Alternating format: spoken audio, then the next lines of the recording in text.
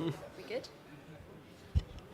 Good evening, everyone, and thank you for making it to Onward's very final event at Conservative Party Conference. I'm Shivani H. Menon. I'm the Deputy Head of Research at Onward, and I couldn't be more delighted that we're wrapping up our event series with my favorite project on entrepreneurship. We know that small businesses are the beating heart of the British economy. Yet, in terms of how they contribute to the economy, we have our very advanced high-growth tech businesses looking at everything from alternative meats to how we create new artificial intelligence, and they contribute disproportionately to economic growth. A large majority of our businesses that are high street bakeries and hairdressers on the high street, unfortunately struggle with growth. And to unpick this small business growth challenge here and talk about how we can position them better for economic growth is a stellar panel that I will introduce. To my very left, we have Andrew Barclay, an Onward Policy Fellow and a successful entrepreneur who founded Yopa, a national online estate agency. To my right, we have Andrew Griffith MP, the Shadow DSID Secretary. He was previously Economic Secretary to the Treasury and Financial Secretary to the Treasury as well. To my left, we have Emma McClarkin, the Chief Executive of the British Beer and Pub Association. She's a passionate beer and pub lover and is the voice for the beer and pub sector, leading them through the pandemic, prior to which she was a member of the European Parliament for 10 years. To my very left, we have Nick Faith, who is the co-founder of WPI Strategy and a member of the Onward board. With that, I think the way we will structure this event is we'll have opening remarks from each of the panelists for about 3 to 5 minutes. Then we will open up the floor to questions from the audience. With that, Andrew, I realize there are two Andrews. Andrew's to my very right. What are your thoughts? I know we've done this research for a while. It'd be great to hear from you. Thank you, Shivani. So 10 years ago, I was working in Hong Kong, and I met many people of a similar age from across Asia and the US, some of whom had set up their own ventures, but many of whom had joined other businesses. But all of them had a single goal, which was to be an entrepreneur. There's this infectious culture of enterprise. And when I returned to the UK to set up my own company, I found that there just wasn't the same entrepreneurial zeal here anymore. Britain was once seen as one of the world's most entrepreneurial countries, but we seem to have lost our way. At Yopa, which is the business I set up, we didn't just create one single business. We enabled local people to set up franchises and thus helped create mini entrepreneurs all across the country. So I saw firsthand what happened when if you give people a little bit of help, they can help themselves a lot.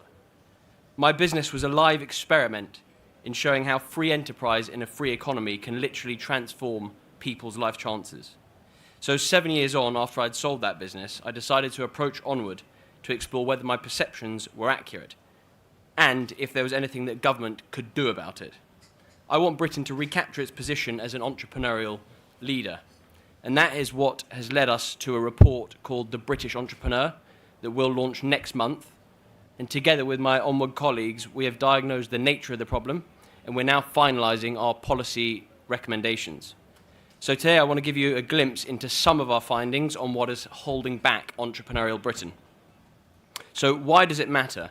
Because entrepreneurs drive innovation, foster competition, they improve productivity, and create economic growth. But it isn't just any form of entrepreneurship that is needed. The UK needs growth-oriented entrepreneurship. And here's a fact.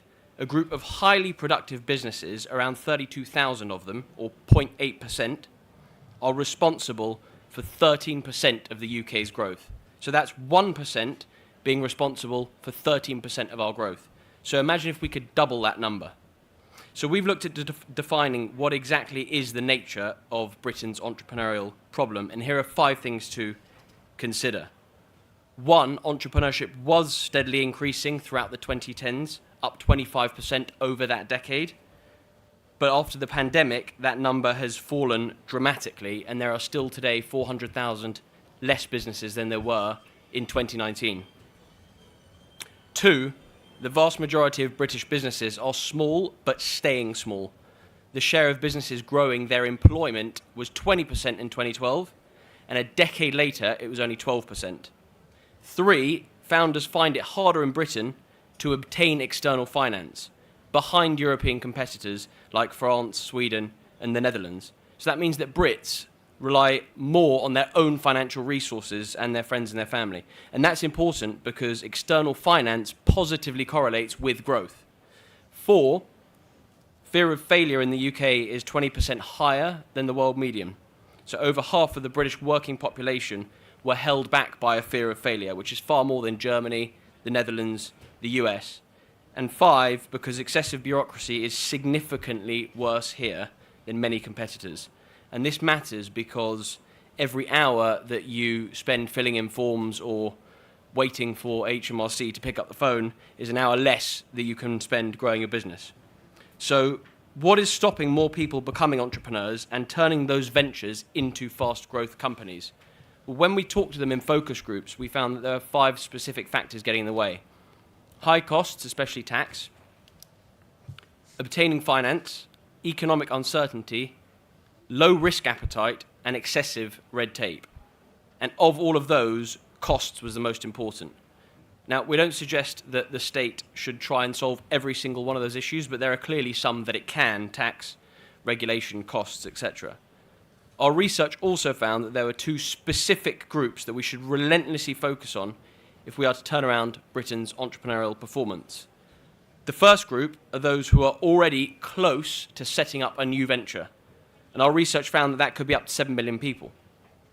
The second are existing entrepreneurs, some of whom are already growing, but others who are small and want to grow. And these 2 together make up 50% of all businesses. So in developing ideas for government to implement, what we need is a laser focus on removing obstacles and creating incentives specifically for these 2 groups: those keen to start and those keen to expand. We also have to recognize the limits of what is fiscally possible, for example, in proposing loads of tax cuts.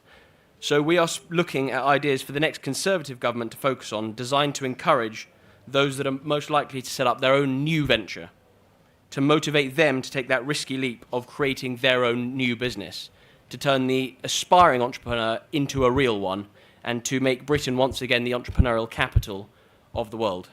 Thank you.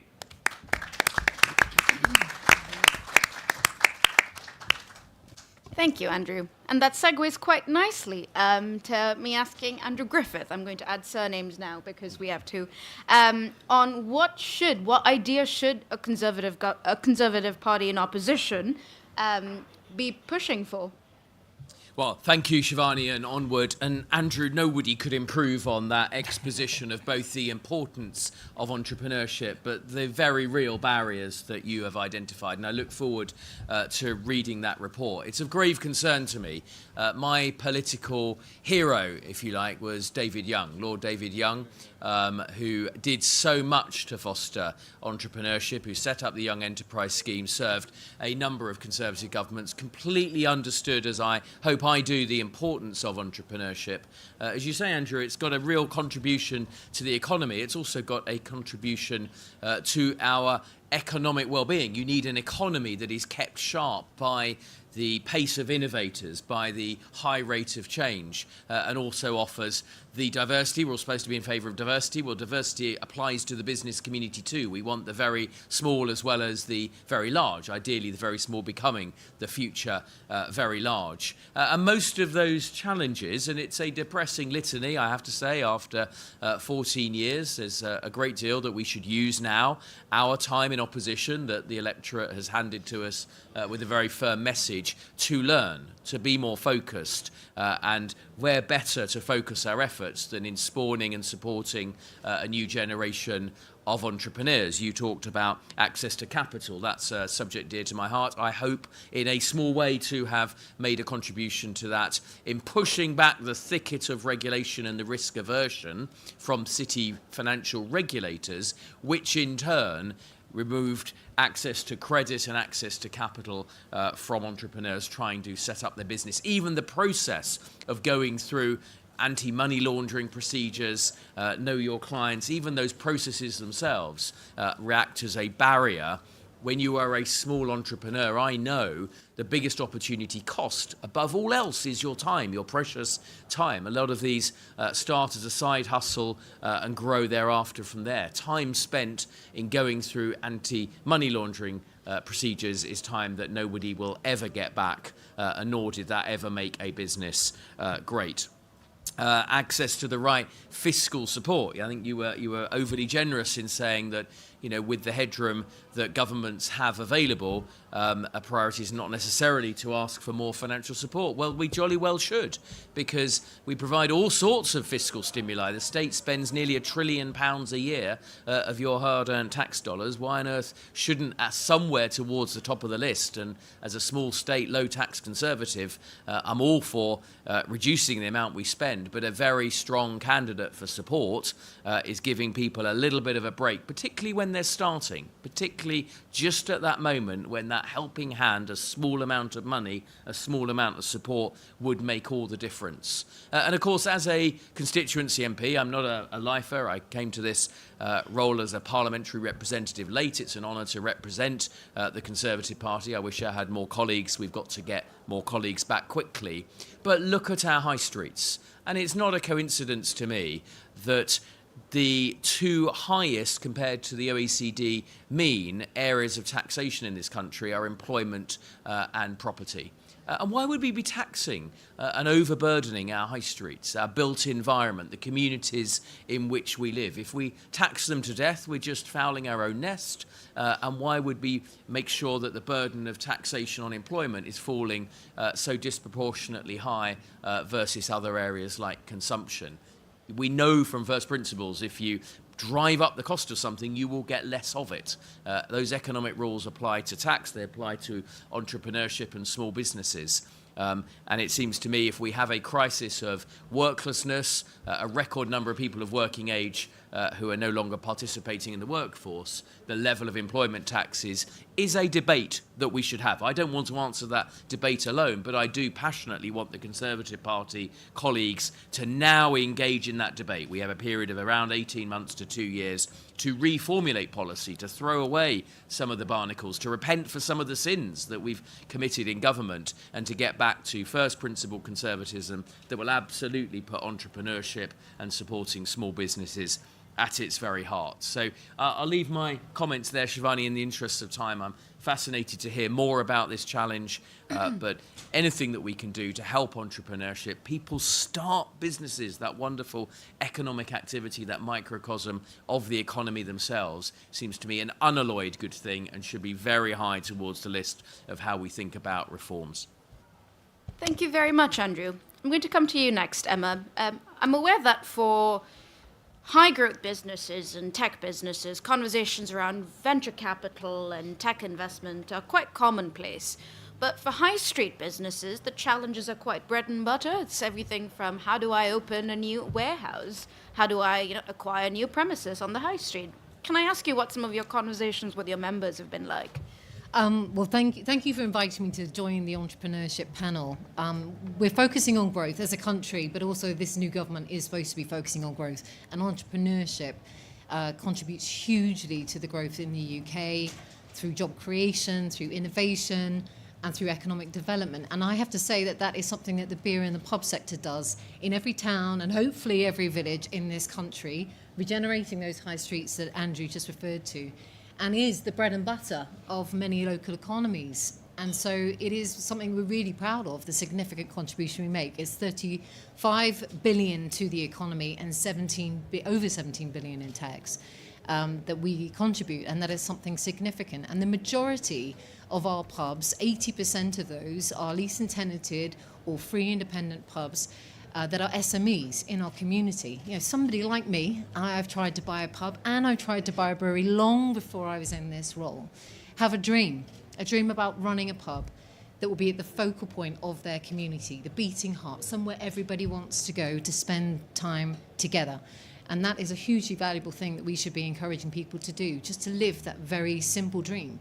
And it should still be an economic reality for them, but it is getting harder for those businesses to get the capital that they need, to get the investment, the lending, access to anything is extraordinary right now. Even getting energy even getting energy companies to even quote for hospitality businesses is an issue. So you're not going to get access to fair rates if you really can only find 2 suppliers that are prepared to quote on you. So there are many, many different burdens that we're finding on the industry, and many fires that we seem to be fighting, particularly at this moment in time. But at the heart of it is that entrepreneurship, the one person that goes from working in a pub to taking on its own pub, and then maybe having 2 or 3 more, and building up to even have a whole pub chain, a very successful one in lounges that we're seeing at the moment, has now over 285 pubs in the UK, and in many instances they're taking over empty retail spaces. This is an industry that has legs. It can grow. It can generate jobs across the country and contribute to those economies, and it makes a real difference. But the taxation burden that we face is huge. You know, our brewers are the highest tax sector in the country. 40% they pay in taxation, and £1 in every 3 spent in a pub is still going back to the Treasury as well. So let's think about that. Before you've even opened your door, you're facing that volume of taxation. Business rates is absolutely huge. And we have a business rates relief right now of 75%, thank you to the prior government, but that will expire in March. That will, on average, increase the bills at the minimum level to at least £12,000 extra a year for a pub, and it will go through the roof for those that have a much higher business rates valuation. And this is something that will be very, very palpable, because when you're only making 12p on every pint because of the taxation we have on beer, making a profit out of our very simple business is actually very, very difficult. And they're making it more complicated. So we really have something to fight for here, something very tangible on our high street about that regeneration, the hub that everybody comes to and values, not only to have a decent pint and a quality meal, but have that essentially place to come together.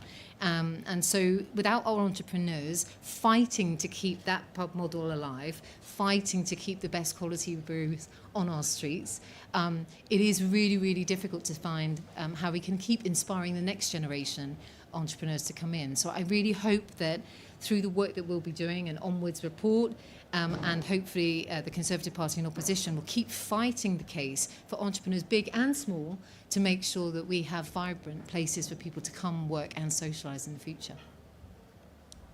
Lovely. Thank you very much, Emma. Emma spoke very inspirationally about an entrepreneurial dream. So, Nick, I'm going to come to you next to ask us to share what your journey was like. Thank you, Shivani. About 9 years ago, I came home from work and I said to my wife, who was heavily pregnant, I am going to quit and I'm going to set up my own business. And she said, please do not do that. She was on statutory maternity pay, and we didn't have a huge amount of income coming in because I would have had no income coming in at all were I to quit my job, which I then did.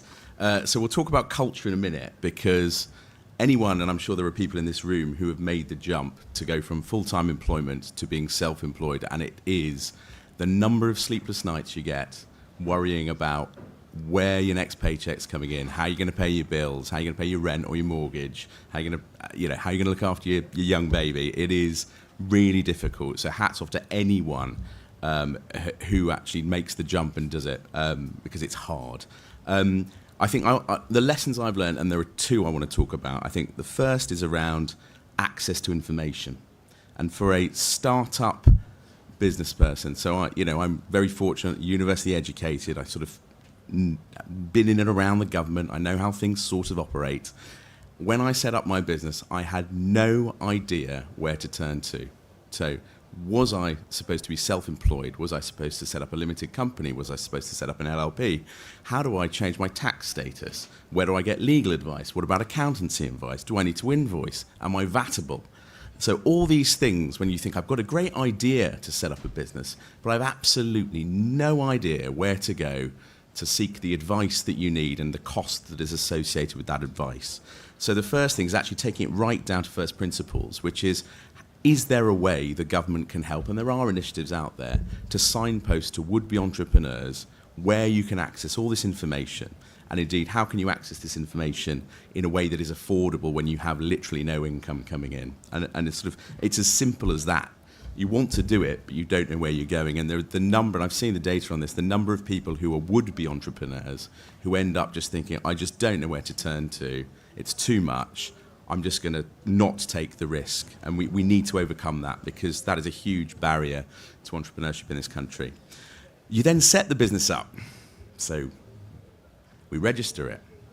We certainly were not VATable for the first 2 years, maybe.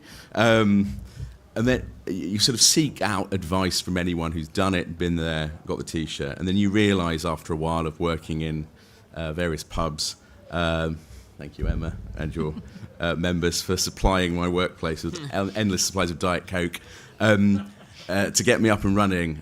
And it had a decent 5G connection, so I can actually do work on my laptop.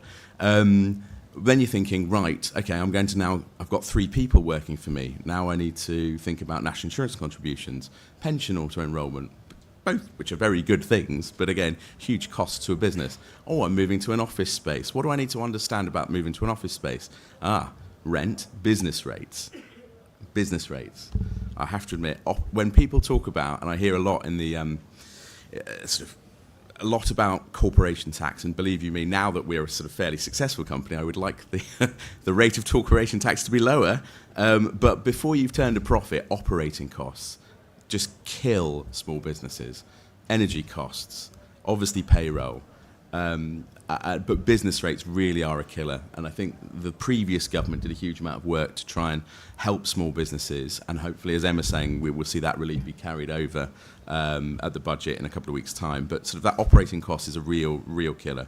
I then want to talk about a little bit about, I suppose, the interplay between small businesses and large businesses, because the ecosystem is hugely important. Anchor businesses and major employers, our business comes from having clients who are a lot bigger than us that we advise. And they are brilliant. One of them is in this room, so I have to speak very highly of them. But no, they are great. And this particular company is very, very good on paying their suppliers on time, but others less so. And again, I know the previous government was hot on this. Late payments is a killer. When you're trying to hit payroll and when you're trying to hit your bills every month, I'm sure there's lots of people in this room who can appreciate this. When you are not getting paid within 30 days, it is a killer for a small business. So there's, again, something to be done on that. And then I think the only other thing I just want to touch on is culture, because it came up in Andrew's initial comments. And it comes back to that point about failure. I think in this country, and I don't know why, there has always been a mentality that if you fail once, you should stop. And that is not the same in other countries, and particularly in the United States, where there is a culture is, you fail, you learn, you go again, you look forward. I think there was someone a very smart person told me once, I remember this, is Thomas Edison. I think he tried 2,500 times to make the light bulb, and he failed 2,500 times. But on the 2,501st time, he found the design that created the light bulb. So failure is should be embedded in the culture of entrepreneurship in this country, and it should ironically be sort of celebrated that you tried it, you failed. Some people will end up having to go back to full-time employment because it's not for them and they don't want to take the risk, and the financial situation they find themselves in is too risky.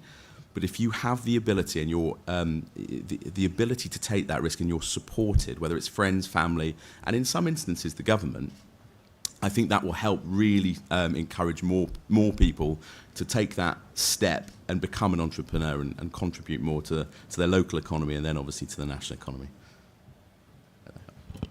Thank you very much, Nick. Before we open up to questions from the panel, I'd like to pick up on this idea that we lack a cultural appetite for risk, and that America somehow gets it right. They all catch this entrepreneurial bug. When we started working on this project, someone mentioned an example to me that if you open up a car wash in Texas as an American, you're thinking immediately about how to open up 10 more in different parts of the country. What is it about our cultural fabric, our relationship with money, that makes us more risk averse? I thought I might put this question to the panel. Is the answer to simply copy America and their policies? Can I take that? Go ahead. I think America is very interesting for us to learn from, as are many of the other economies of the world that are growing. But one of the interesting things about America is that regardless of who is in power, whether it's Democrat or Republican, there is a culture of free enterprise that's essentially not touched. And to Andrew and Emma's point about the high streets, in America, for example, if you are a local high street real estate developer and you have a capital gain, you can defer that gain so long as you reinvest in another project within X amount of time. So that's essentially the state saying, you're good at this, you're better than us at allocating capital, keep going, but you can't fudge around because you've got to do it within 3 months or 6 months. Those kind of things never come up for debate. Contrast that to Britain, where we have, I think, the highest or the second highest, largest tax code in the world, second only to India. I think that the answer is quite clear that when it comes to culture of enterprise, our regulations and tax codes are sapping any spirit that we might have, that we might have, within our country. So I think that's one. And then I think, Nick, on the fear of failure point, I think, again, America's on the extreme. You can pretty much go bankrupt in America and on the same day go across to JP Morgan, get a loan and start again. I'm not saying we should be there, but I think Britain is on the other side, where if you do go bankrupt or the business fails, you're essentially ostracized from society and never to be seen again. And I think, that's probably, we probably need to go more in that sort of America direction on that, for sure.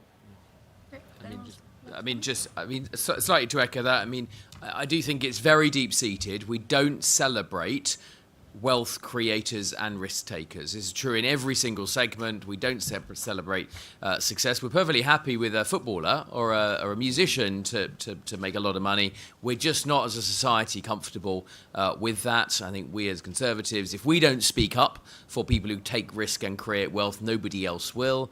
It is sadly true, I think, due to very long, deep-seated reasons, including the lack of a real revolution in this country historically, that you're never far away from a confiscatory socialist regime.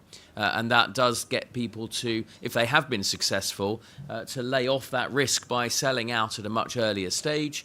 And there are real profound challenges with access to capital. We don't have enough of an equity risk-taking culture. People, again, are over-invested in either very institutional funds, agency pension funds or credit, rather than themselves being angel investors and taking that risk themselves. So we've got a lot of work to do. But I just think entrepreneurship is a really, really good poster child of a place to start these policy debates, because there is a broad, at least lip service of supporting entrepreneurs.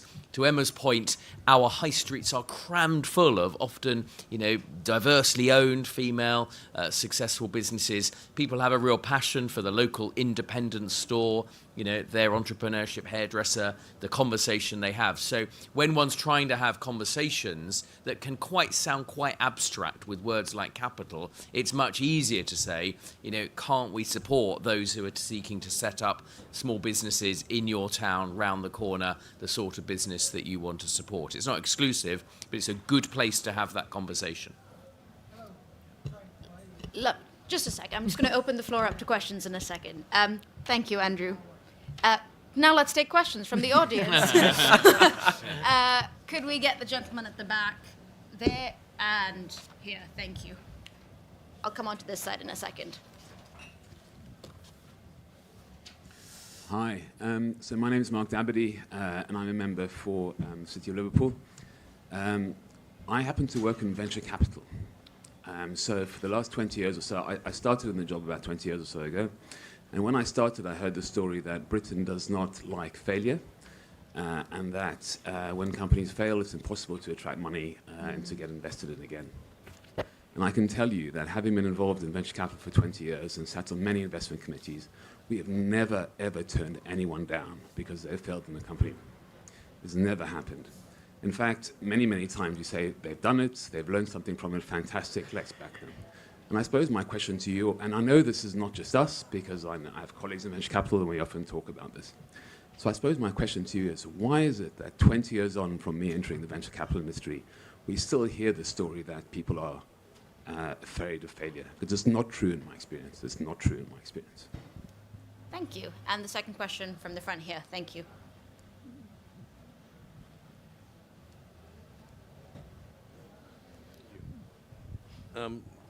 Government for decades has been obsessed with legislating against risk. Do you think there's something in the national psyche which reduces our appetite for risk because of that?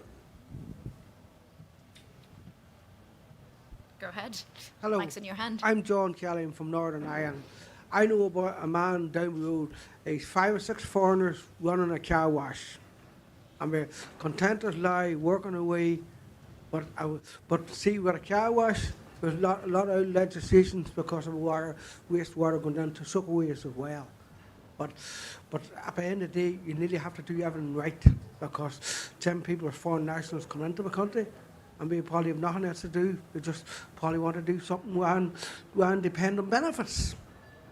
And there's another thing, I know a lot of the pubs in Northern Ireland is closed down and some pubs is only open part-time and some pubs people can't go into drinking them because they can't get taxis home. Young lads can't get taxis because no young lads wants to do taxi work because they can't get insurance for a car and they can't even get insurance to run a pub as well. And the costs alone is knocking the pub trade off big time. So if I'm right, your question then is about whether we are legislating too much and there's too many regulations. Yeah. Great, thank you so much. So we the have problem with nobody wants to do taxi work. Mm-hmm. Thank no you. public transport after hours. Start on this one. Great. So we have 3 questions, one from here, one on the fear of failure, and the other on whether we are just legislating against risk. Would you like to start, Emma? Yeah, I'll come to the gentleman from Northern Ireland. It is really tough out there. And I have to say that what we've heard from this new government doesn't fill me with enthusiasm for going out to run a pub when they're talking about reducing our trading hours, maybe reducing the size of a pint, banning smoking in outdoor gardens. There are more reasons to be closing your businesses right now than there are keeping them open. It feels like that there are people not encouraging us to find ways to keep open. But the point about, again, the place in society, the pandemic did a lot of damage to a lot of businesses. It changed consumer habits, and in Northern Ireland they had a lot of restrictions for a lot longer than we did in other parts of the United Kingdom as well, and that's had a bigger impact. So how have we recovered from this, and how are we encouraging businesses to adapt, to diversify, to look at different ways? But it is about the infrastructure around it. If we can't get home from the pub late at night, you're not going to stay out in your pub late at night, and you've lost trading hours, you can't get back in another part of the day. So I think we need to get a real focus on how we can get the infrastructure in our towns and communities to support those local businesses. And that's not just during the daytime, that's for the late night economy at the same time. In terms of taking risk and our appetite, we can't have a conversation, but maybe over a beer later, sir.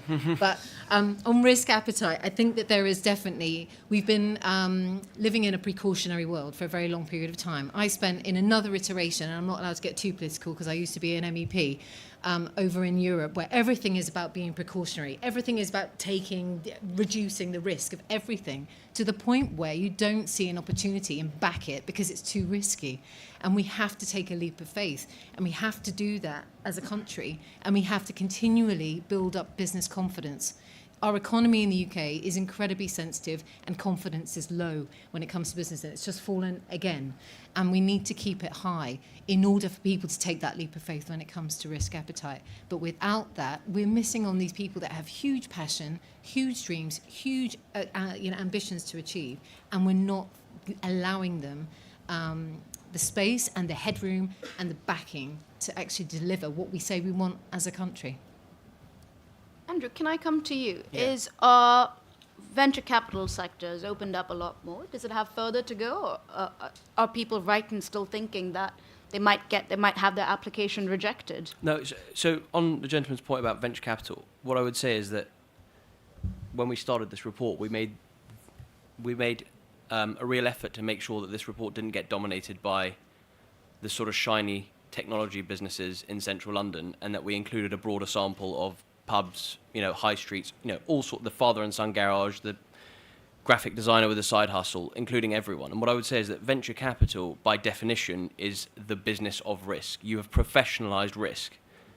One works, 9 don't, one pays for the 9 failures. That's not the case with the father and son opening up a garage in Wakefield who need finance. That's going to come from the high street. And so your experience is correct because that's your profession. But that's certainly not the experience for people looking for external finance from bank funding or other sources. on the risk psyche question, I think you've essentially preempted the report. And that's, I think, in many ways our conclusion is that the spirit of enterprise is a natural one. It's one that this country has had beforehand, as I mentioned. And if you go to other parts of the world, it's infectious and it's there. And there's people, picking up on that energy and getting the boost that they need to go and try and join and start their own. I think where we are at the moment in Britain is slightly different. And that isn't because human nature has changed. It might be because the rules and the taxes have. Yeah. Great. Let's take questions. Oh, Can please. just on the government obsessed with legislating against risk, I just want to be a bit semantic about this, because I think therein lies both the rub of the problem but also a potential solution.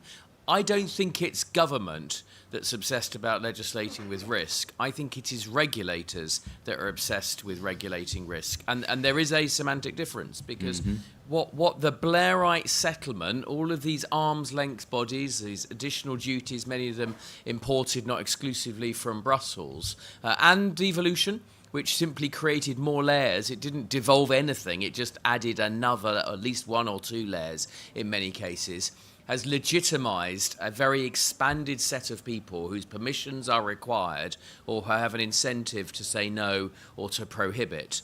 And we haven't even got the mitigating balance of a minister of whatever flavour, a parliament, that at least seeks to promote the economic growth. Right? I mean, whatever your flavour of government, there is a symmetry or a balance between wanting to grow the economy and wanting to have potentially safe outcomes, and you could debate that balance. But by severing the link, and this is true of almost all of the arm's length regulators that were set up in the Blairite period and which continue to be set up to this day, by severing that link, you simply have people who have the asymmetric interest in continuing to perpetuate their high, generally public sector salaries, and they're even higher as a proportion, generally public sector pensions. And of course, they have an interest in extinguishing all risk. Risk is bad. I could get into trouble. I could be criticised. I could be called in front of a select committee. I could even lose this wonderful public sector job, salary and pension. And so we've unleashed this inverted sense that's just going to stifle the economy, that's created this thicket that every poor entrepreneur and small business has to try and battle its way through. And it's no wonder that so many are giving up or finding that is not an equal fight. So I think the answer to this is restore that level of parliamentary and political accountability, so whoever it is, at least you can say there's a guy or a girl in a corner office somewhere who is accountable for this, and if there is too much risk stifling and aversion, they can set the dial in a slightly different place. That, I think, is the answer, but it's a really big and profound debate that the Conservative Party should have. It goes across many, many domains about why we can't build houses quickly enough, why we can't control immigration, why we're not tackling on the right sorts of crime that most people would like us to see. I am glad Nick, who's very wise, is nodding furiously with me. Can I just very rudely take the... I'll just come back on you, Andrew, because I completely agree with everything you just said. But surely it is, and it was the previous government, there were people within Whitehall who were just outsourcing and weren't holding the regulators they were reported to account. So absolutely the regulators need to sort of step up to the plate and put economic growth, innovation, investment at the heart of their agenda. But it's as much on the Whitehall ministers who post-EU, where you could sort of say this is an EU directive, we don't have to worry about this. There is a cultural problem there that the previous government, and I'm sure this new government will have, in terms of owning it and being responsible for actually saying we are going to hold you to account. There is going to be accountability and transparency on you meeting certain targets that we as the elected government have set out. So I just went off my high horse on that one. If anyone would like to see a long list of examples of how regulators have harmed businesses in the UK, there's a lovely Onward report out on exactly this you can find on our website. Questions from this side of the room. Could we have the lady here and this gentleman at the back, please? Thank you. Hi, my name's Ellie. I'm a year self-employed, which is very terrifying. We have a budget coming up very soon. I just want to know the panel's thoughts on any potential policies or announcements that might come out that you're most fearful of that might make this feels like a dire situation worse. Lovely. And this gentleman here, thank you. I'm an entrepreneur, an investor in the Cambridge life science ecosystem. It is a beautiful ecosystem for generating new ideas and starting up new businesses, but I'm terrified about the broader taxation system and the effect that'll have on the entrepreneurial community. Someone pays 45% tax. They then pay probably 45% tax on capital gains. If you move house 2 or 3 times, stamp duty is going to kill you, and then you've got to pay another 40% tax when you hand over your business or potentially your assets to your children. There's not really a lot left over. There's a lot more attractive countries for starting up a company than the UK at the moment, and that's a worry. Thank you. So we have 2 questions that I will put to the panel. What are we fearful about in the upcoming budget? Anything that entrepreneurs should look out for? And kind of the broader tax system and how one tax often stacks on top of the next one to create a burden that is twice as difficult. Can I start with you, Andrew, about the budget? God, I mean, fearful about a lot, right? I mean, these guys are socialists. They don't understand the economy. They don't understand business. They don't understand risk-taking. It's all of our job, constructively, to try and educate them as quickly as possible. That's one mitigation strategy. It's the preferred one from, like, running away and taking all your wonderful capital and talent somewhere else. Look, I mean, that's what I'm most worried about. I don't think it's about making fiscal policy. I think the big challenge, why are tax rates going up? It's not because of 22 billion, it sort of made up, manufactured black holes. Some of it is because of prejudice and ignorance. You pick your tax. If you look at the incontinent arithmetic around things like the additional VAT on private schools, probably the fact that the winter fuel allowance removal will actually end up costing people money rather than producing revenue. I mean, it's fundamentally the lack of grip that governments have on public spending, which is creating a tail of taxation that is going to damage economic growth and ultimately eat the prosperity of this country.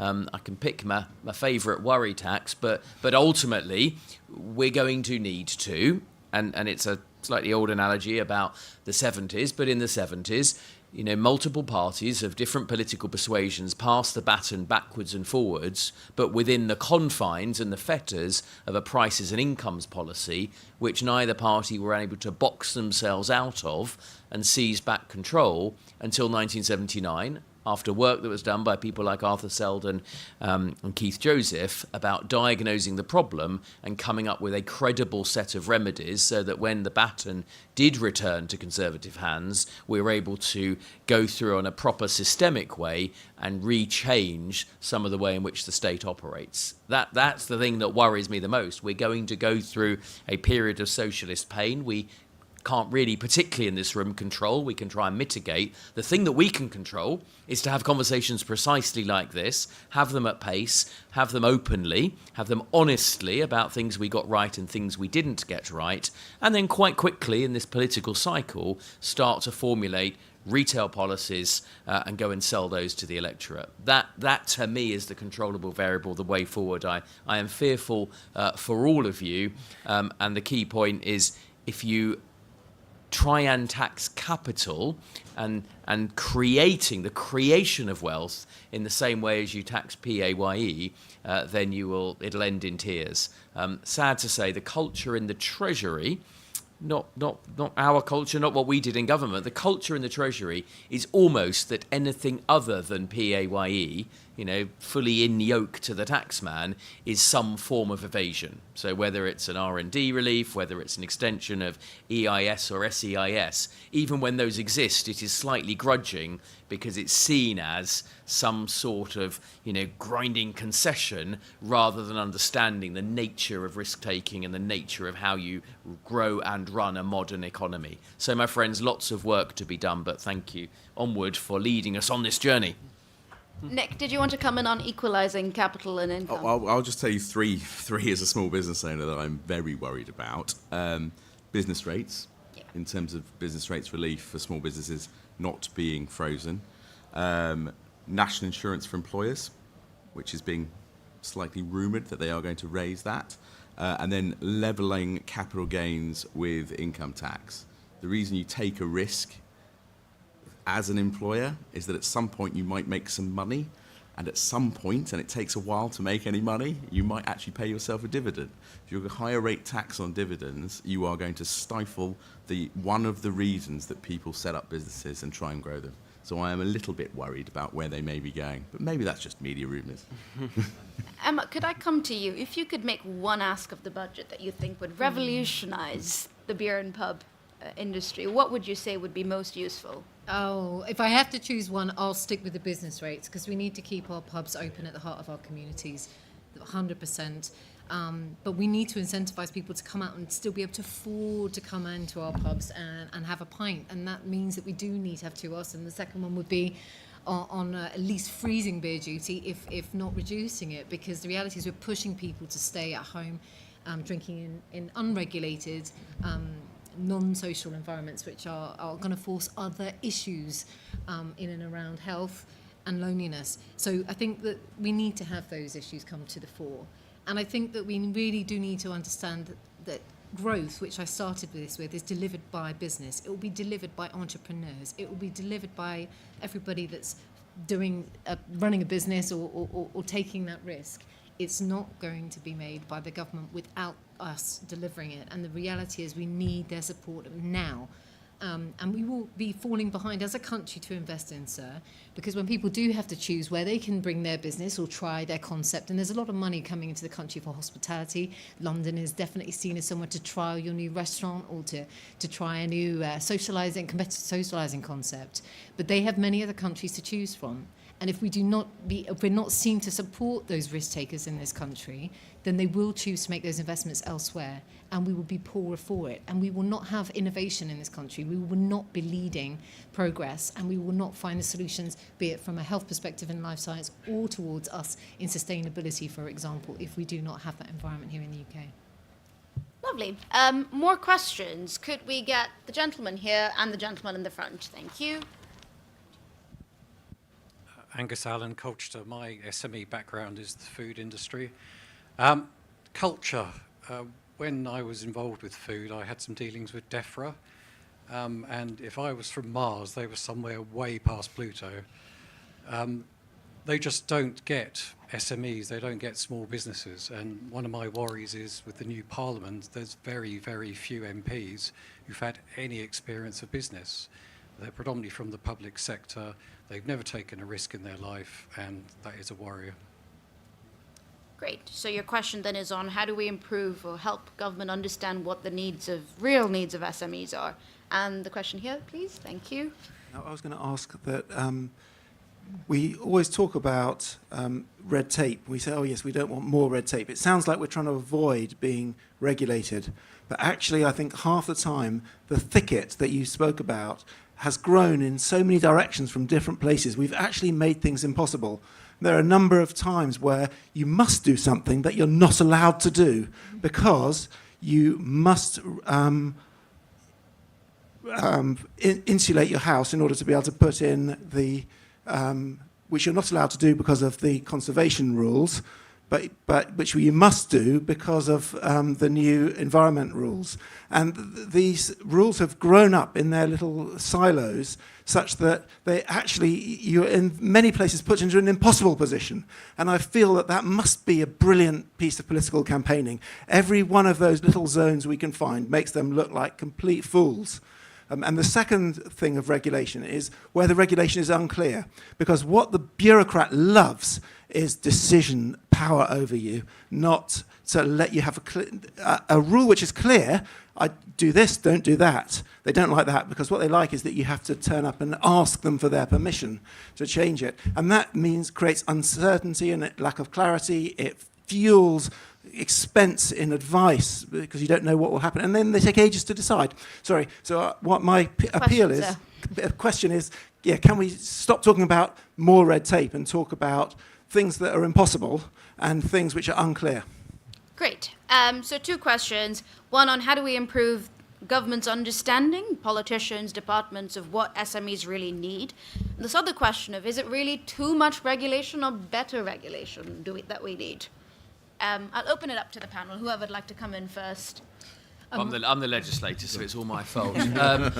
It's look, the process of we've got a number in the room as well. I mean, the process by which regulations and laws come into being is properly scary. I don't really have a good answer to this. I came from 27 years in business, and watching the quality of scrutiny of legislation designed ideally to make sure that you don't introduce interlocking regulation, contradictory regulation. I've got my own great examples. People are all going on about, nature recovery. You go and put in for a conservatory. You're told to plant some trees, and then a different part of the planning department says, that's a change of land use. You can't plant trees there. I mean, but you'll all have examples of this. It would be wonderful if we had, and let's try and move towards it. Let us have more members of parliament who've got experience of being entrepreneurs, businesses, publicans, at the sharp, hairy end of life, having to fill in the tax return, having to try and engage with HMRC, trying to navigate your way through all of these different bodies that regulatory powers have been conferred on. Let's hold what is already the standard. The Cabinet Office guidance is that every regulation should have a proper regulatory impact assessment, like a proper piece of work. How many people will this regulation affect? How much will it cost? How long will it take them to comply with those? But not only is that observed in the breach, even when you find a good one, even when you find one that exists at all, it's invariably rubbish. And it's not informed by businesses. Sometimes it's informed by a trade group that's a proxy for business. But of course, many people in trade groups are just. I'm saying it, Emma.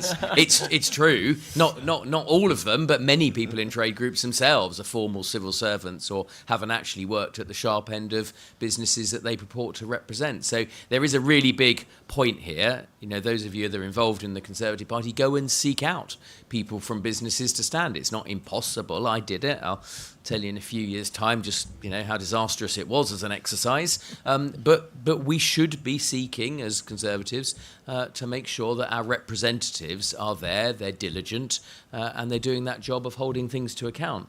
I don't really have a better answer because the fountain of regulation will keep coming. It is the job of legislators to try and bash it out or remove it or challenge its very existence. Lovely. And on that note, how does the panel feel about the recent purge of non-executive directors from government departments?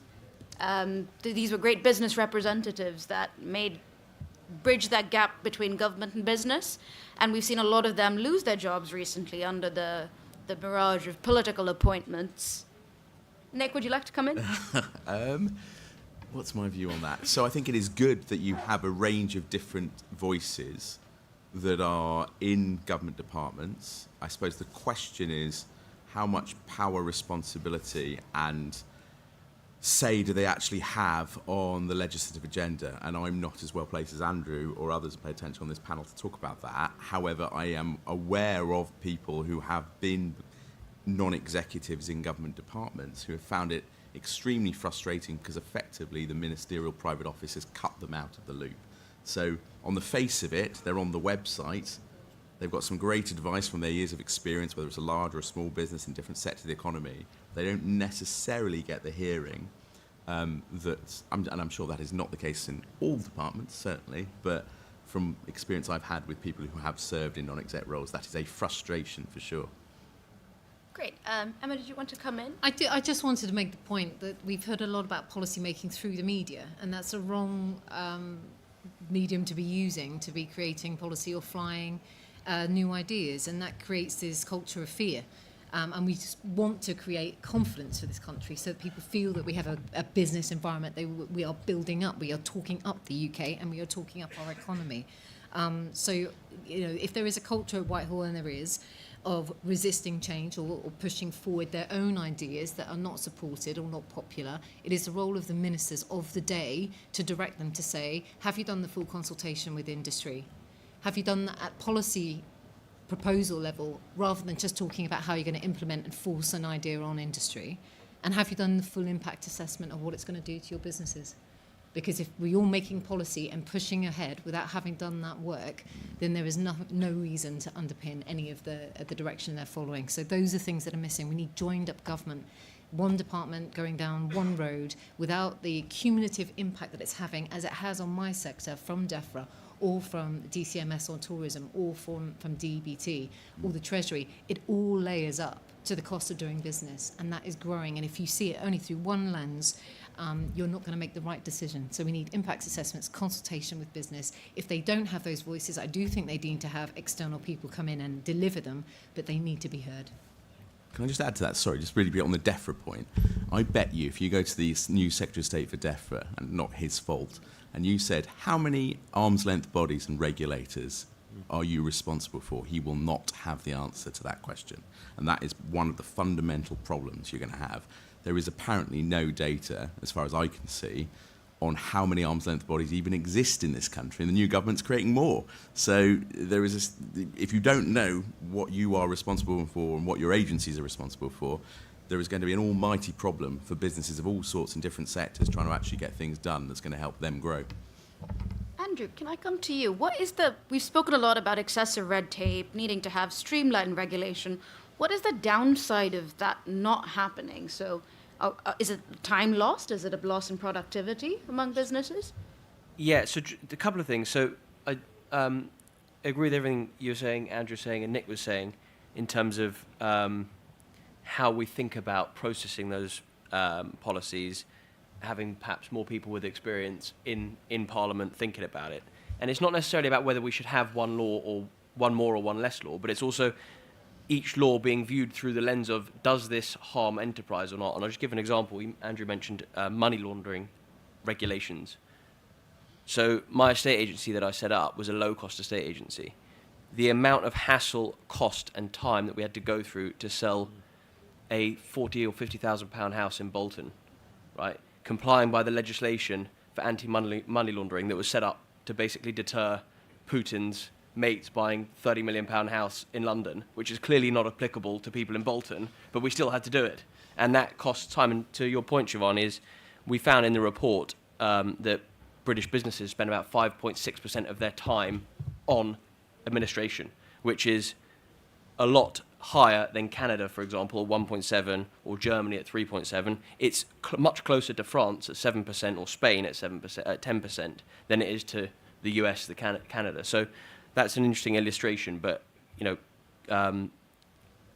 as Andrew and Nick were saying, I mean, all these regulations that are being passed are not taking into account the actual impact, and so impact assessments could work, but maybe there could actually be people who have had lived experience of those laws and the impacts of them making those policies. Great. Unfortunately, I think we've run out of time now, so I am going to wrap up. Thank you all very much for your questions. A big round of thank you to the panelists as well. Definitely stay tuned to the Onward website. We will be publishing this report very soon. Thank you very much.